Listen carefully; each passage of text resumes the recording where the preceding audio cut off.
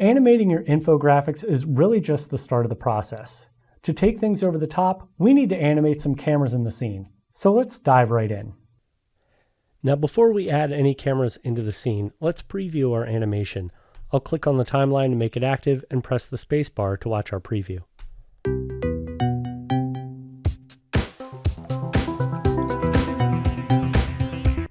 Okay, now we can press the spacebar to stop playback. As you can see, we have two distinct animations. If I grab my current time indicator and just scrub, you can see we have the people prefer cupcakes build, and then we have this pie graph build. So rather than having to control each of these elements individually, I'm going to go ahead and use a camera to move around the scene. But before I do that, I need to make sure my layers exist in 3D space. So let's go to the bottom middle section of the interface and toggle our switches and modes till we can get to our switches. Go ahead and scroll with your mouse all the way to the top to make sure you're all the way at the top of the layer hierarchy, and then click on layer 2 to enable 3D, and then hold your mouse down and just drag all the way down to the bottom. Now this background color layer, I actually don't want to exist in 3D space. The reason being, I'd like this color to just stay static the entire time. So let's go ahead and disable that bottom 3D option for layer 15. Now, just so I don't accidentally select that layer, I'm going to go ahead and enable my shy guy here, and I'll just shy it away from my timeline. So we have a little bit more space here in the timeline. Not much, a little. Now, the next thing we need to do is pay attention to any control nulls in our builds. For example, if we scroll up to layer 2 and select that, you'll notice I have a text control null. If I press P, I can open its position data, and if I scrub on the X, you can see this is controlling the position of our cupcake build. So I'll just Command Z to undo that last little move. If we scroll down here, we have a spin control null. If you go ahead and press P to open its position, it's not only controlling the spin, but it's controlling everything about this graph. So let's actually give things a little more space. I'm going to move it over to the right by clicking and dragging on the X parameter, and I'll set it to a value of around 1020. Now, since I don't have any keyframes on that position, it's not going to actually move anything. It's just added that extra space. So now let's create our camera so we can move right in on our people prefer cupcakes build. So the first thing I want to do is go up under the layer menu and choose new camera. Now, traditionally, the type of camera that's set up on most people's systems are the 2-node cameras. But since I know I just kind of want to pan around from left to right and zoom in and out in a very mechanical fashion, I don't necessarily need a 2-node camera. So I'm going to click on that pull down and choose 1-node camera. And then we'll make sure to use one of the presets. I'll click on the preset and make sure I'm using the 50mm preset. And then under units, I want to make sure I'm using pixels. Many of you are probably using millimeters or something like that. So I'll click on the pull down and choose pixels. That way I have some reference for how things are set up because I'm familiar with how pixels are measured in After Effects. So once we click OK, the camera is going to be added to the scene. Now, since I had layer 9 selected most recently, it just put it right above layer 9. Typically, when I'm animating cameras, I like them to be at the top of my layer hierarchy. So I'm going to click on this camera and drag it just below our audio layer because I don't really care about where this audio layer exists. I'll also select the audio layer and enable Shy Guy for that layer. Okay, so here's my camera at the top of my hierarchy, and I'll press P to open up its position data. Let's frame up our people prefer cupcakes towards the middle of our project. I'm going to click and drag on the X-axis, and I'll drag to the left, and if you hold down Shift after you start dragging, it'll be much more of a fast move. And now let's go up to our composition panel and enable Title and Action Safe, so I can see whether this is centered or not.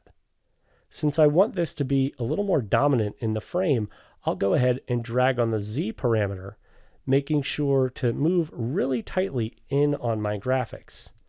And then if I move over on the X here, I can better frame this up.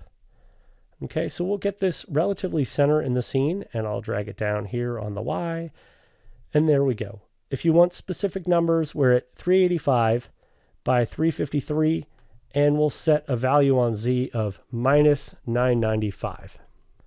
Okay, so here's going to be our first keyframe. I'll move my current time indicator around the timeline so I can see when the build is finished. So the cupcake pops up around 122. Let's just say I want it to stay static like that for about 10 frames. So I'll move down to 202 and let's add a keyframe for the position of our camera. Now I want this next move to be a little slow, but not quite 1 whole second. So I'll just move down the timeline to around 225. Now let's click and drag on the x-axis, and I'll drag so that I can actually see my chart here a little bit. And notice I'm zoomed really tightly on the chart, but that's perfectly fine, okay? Because I want it to be dominant in the scene. So if we just scrub here, you can see the camera moves, and then the chart bounces in, and it looks kind of cool. Let's go ahead and preview this. I'll move back to the beginning of my timeline and press the space bar.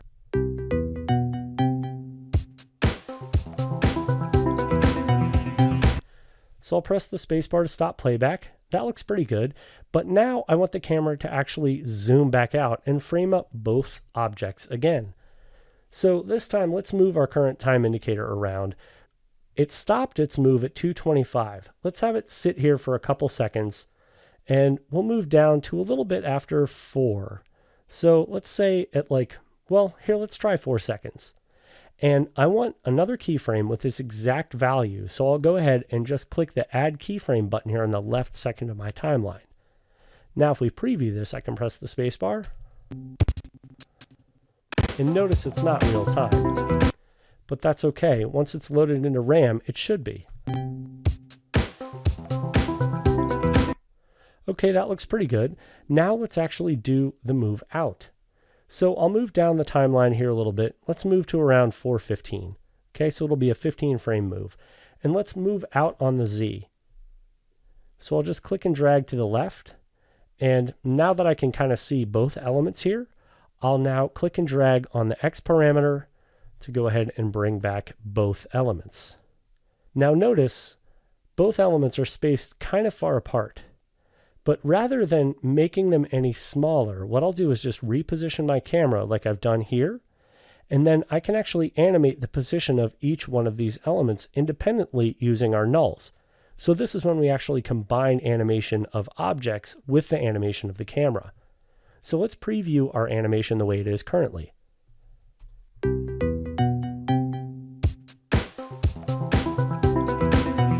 I'll press the spacebar. That looks pretty good.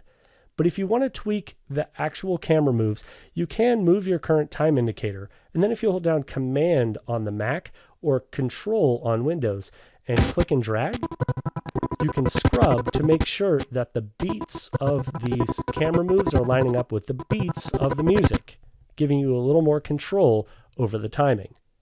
So last thing, we just need to add our keyframes for these objects to actually be more centered in the screen. So we'll have them start wide like this at our second to last keyframe. So let's move our current time indicator so it's right over this first keyframe at 4 seconds. And I'll add a keyframe for my text control, and I'll scroll down and I'll find my spin control and I'll add a keyframe for its position as well. So now if I scroll back up and press K, I can move down to the next keyframe, and I won't be able to do that unless I can actually see that keyframe. So make sure you've scrolled up far enough. And now we can move the text control so that the text layer is a little closer, like so. And I can scroll down here and do the exact same thing with my position control for my pie chart. So now let's turn off our title and action safe. And if we preview our animation, you can see we've created a much more dynamic scene just by animating the camera. Let's check it out.